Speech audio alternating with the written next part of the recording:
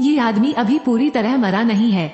भूखे भेड़ियों का झुंड उत्सुकता से उसके शरीर को नोच रहा था। अप्रत्याशित रूप से जब भेड़िए अच्छी तरह से खा रहे थे, एक विशाल एक आंख वाला बाघ दिखाई दिया। भेड़िए डरकर पीछे हट गए।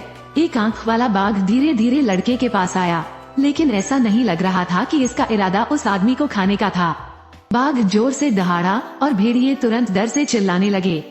एक नजर उन्हें कुत्ते की तरह डरा देती है। बाघ के दोनों बच्चे दौड़कर अपनी माँ के पास पहुँचे। इसमें एक आंख वाला बाघ मैंडुक पर गुस्से से दहाड़ रहा था। उसने ये दृश्य देखा और उसे बहुत ग्लानि महसूस हुई, लेकिन गू ग्योग बहुत उत्साहित था। इस बार अगर वे एक साथ 3 बाघ पकड़ेंगे तो ऊंचे दाम पर बेचेंगे। गू ग्योग ने माँ बाघिन को मार डाला और 2 शावकों को भी मारना चाहता था। परिणाम स्वरूप मैंडुक ने उसे रोकने के लिए अपना हाथ उठाया। चलो यहीं रुकें, लेकिन गू ग्योग हार नहीं मानना चाहता। उन्होंने कहा कि हम खाने के लिए हैं। शिकारियों के लिए बाघ से मिलना एक दुर्लभ अच्छी बात है। अभी सर्दी है, भले ही आप उन्हें न मारें, देर सबेर वे भूख या ठंड से मर जाएंगे। गू ग्योग ने अपनी पत्नी को गले लगाया, जिसकी सांसें रुक गई हैं। उन्होंने मैंडुक को बताया, बाघ गांव की ओर भाग रहा है।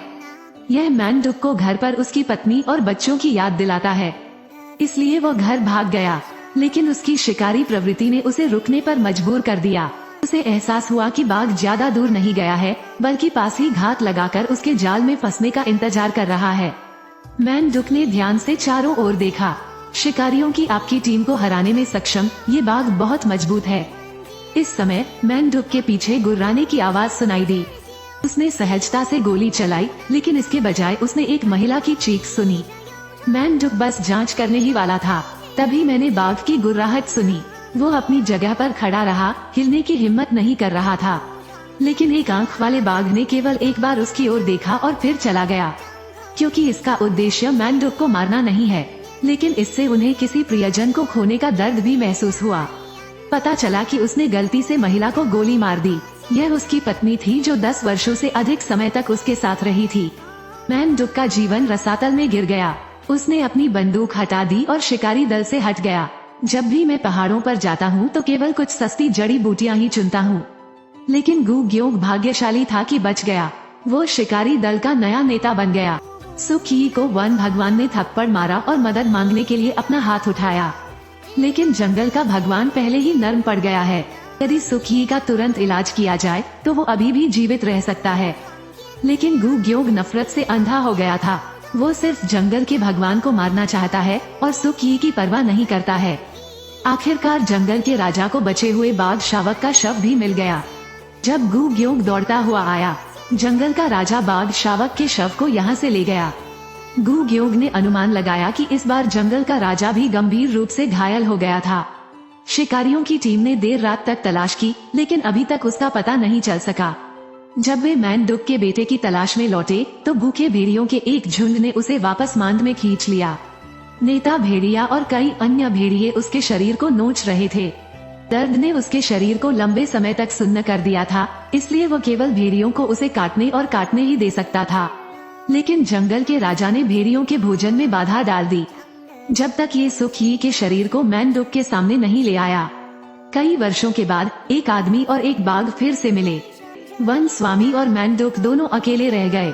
मैंडुक अपने बेटे के शरीर से लिपट गया और रोने लगा, और जंगल का स्वामी भी दोनों बाघ शावकों के शवों की रक्षा के लिए लौट आया।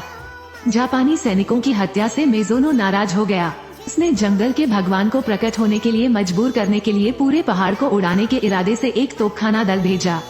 पहाड़ों में जानवर नष्ट हो गए और पेड़ नष्ट हो गए। अपना घर नष्ट हुआ देखकर वन के राजा का महामहिम क्रोधित हो गया। यह अब इसे बर्दाश्त नहीं कर सकता।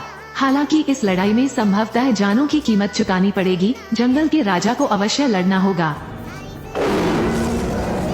जंगल का राजा एक भूत की तरह है। इसने जापानी सेना पर छिपकर हमला करने के लिए इलाके का फायदा उठाया। एक एक करके प्रत्येक व्यक्ति बाघ के मुंह में मर गया। जंगल का राजा ऊपर से कूद पड़ा। कुछ सैनिक भाग गए, लेकिन जंगल के राजा ने उन्हें मौका नहीं दिया। उसे यह मालूम न था कि शिकारी दल अंधेरे में छिपा हुआ है। अंतिम शत्रु से निपटना समाप्त करने के लिए वन के भगवान की प्रतीक्षा करें। गू ग्योग ने भी मौके का फायदा उठाया और ट्रिगर रूप से घायल हो गया। शिकारी बहुत डरे हुए थे, लेकिन इससे उन्हें कोई नुकसान नहीं होता। ये बस यहीं से निकल जाता है। लेकिन जंगल का राजा अपनी गुफा में वापस नहीं लौटा। वह मैंडुक को ढूंढने आया था जो पीड़ित था। अब उन्हें कोई परेशानी नहीं है। फॉरेस्ट लॉर्ड की केवल एक नजर से मैंडुक समझ गया कि उसका क्या मतलब है। दोनों राजाओं के बीच युद्ध एक अनकहा वादा बन गया। मैंडुक ने धूल से ढकी बंदूक निकाल ली। फिर अपने घर में आग लगाने के लिए फायर स्टार्टर का उपयोग करें। वो आखिरी बार था जब मैंडुक ने अपने बेटे को देखा था।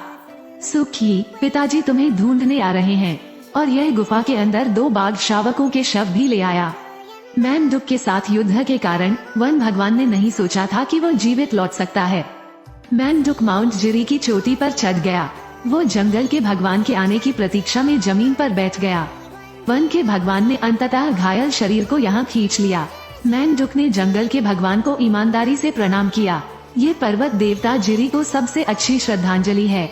मैंडुक ने जंगल के भगवान पर अपनी बंदूक तान दी। जंगल का राजा दहाड़ता हुआ उसकी ओर दौड़ा। फिर मैंडुक ने ट्रिगर खींच लिया। जंगल का राजा निढाल होकर जमीन पर पड़ा हुआ था। यह अब और नहीं लड़ सकता। मैंडुक चट्टान के किनारे पर आ गया। उसने बंदूक दूर फेंक दी। फिर अपनी कमर से चाकू निकाल लिया। क्यों रुके? मैंने कहा इसे रुकना होगा। में मैंडुक और जंगल का राजा दोनों चट्टान से नीचे गिर गए। अब उनके बारे में कोई खबर नहीं सुनता और उनके बीच की नाराजगी भी सफेद बर्फ के नीचे दब गई है जो छोटी मछली को निगल रही है। हम जीवन का सम्मान करते हैं और जीवन से डरते भी हैं और उन जानवरों के प्रति आभारी रहें जो हमारे जीवन को लंबा करने में हमारी मदद करते हैं।